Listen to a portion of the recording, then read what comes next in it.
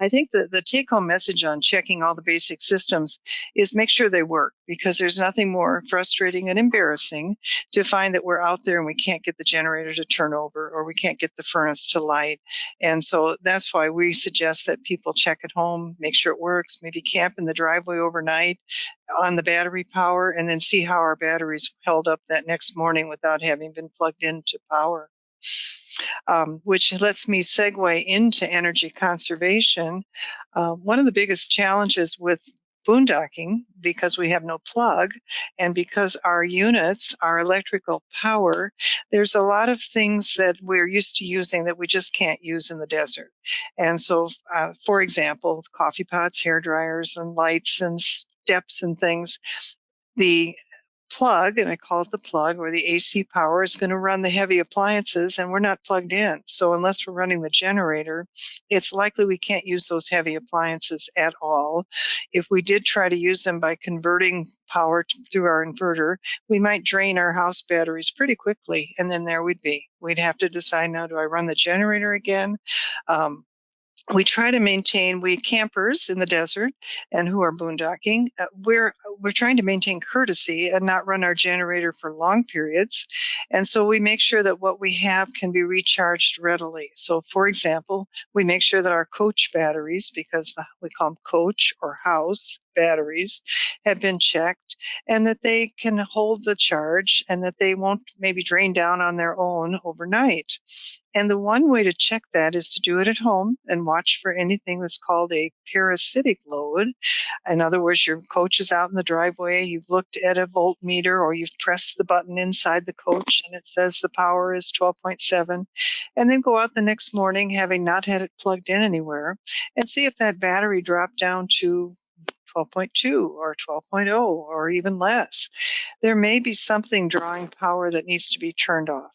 So we first want to make sure we've turned off anything that, I think the classic thing is sometimes there's a power antenna, or there's something with the television or the Bose system, the speaker system that's drawing power. We want to make sure we're not bleeding any power when we least expected it overnight.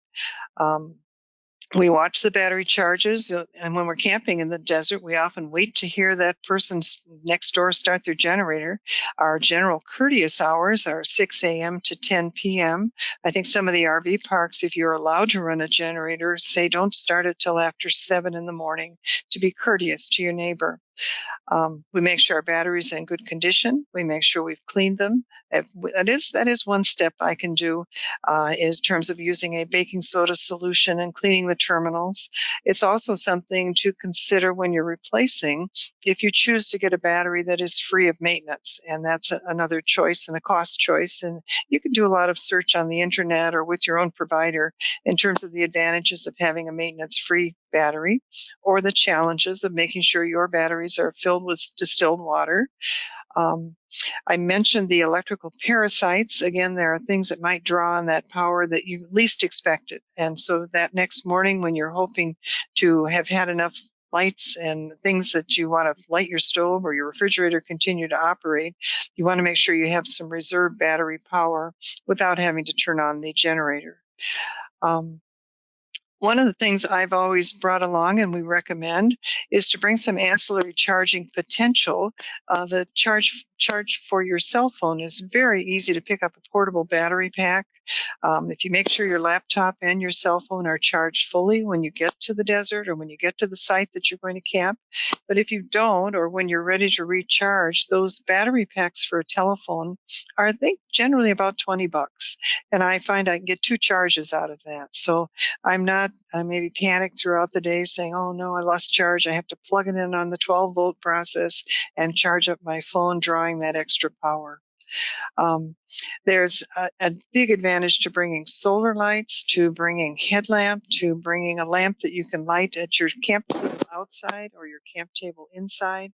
And if it's battery powered, bring extra batteries, extra AAA and AA's, because again, the portable power is your choice and maybe your lighting of choice, as opposed to using your outside coach light, because again, that kind of battery or inside coach light, the 12-volt system, you're going to begin to tap on the reserve battery power.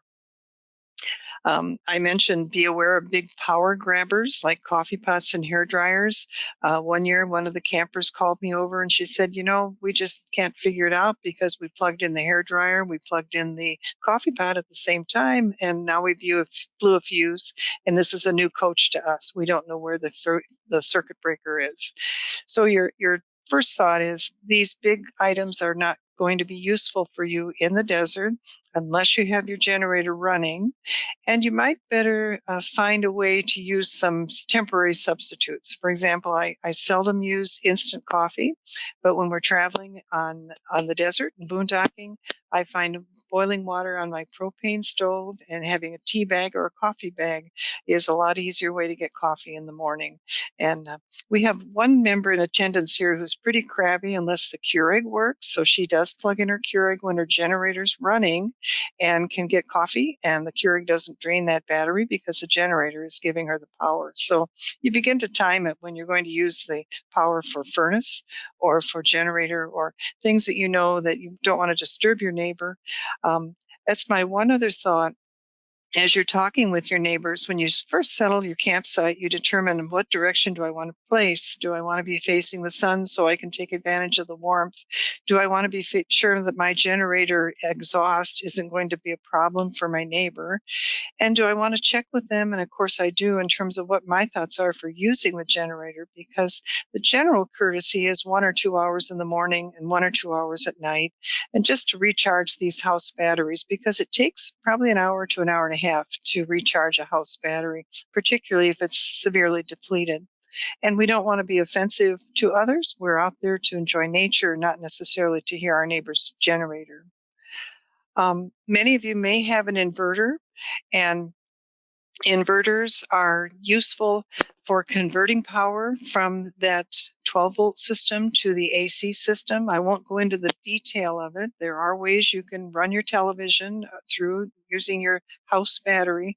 When you're boondocking, I don't know, and maybe others can chime in here, I don't usually recommend it because I feel like that 12-volt system, I want to preserve it for the important things. I want to keep my refrigerator running. It's going to need a little bit of power from the 12-volt system. I want to be sure I do have lights if need be, or that my slide will go in and out, or that I can get the step in and out. I want to value the 12-volt battery system. I think I'm just trying to think if that's it for battery management. Jan? Yes. If I could interject, this is Madeline. Yes, please. One of the most important things to me that draws an awful lot of 12-volt power is the furnace at night. And it'd be nice if I could run my heat pump, which I can't because, it's 120 volt. And even in the morning when I can fire up the generator, heat pumps don't work well below 40 degrees. So I have to run the propane fired 12-volt motor furnace. And it really sucks the power all night long, but I can't let my puppy get cold. So I can pile blankets on her, but anyone who has a pup knows that they move around. So you have to get up and cover them up all the time. So bring blankets for you, bring blankets for your babies, your furry babies. Yeah. So that's it. Well, and I want to turn this over to Linda because I think Linda may have some more input on battery management. I walked right into your section, and I apologize, Linda. Oh, it's fine. This is one of those areas where it really does overlap because they are married to each other.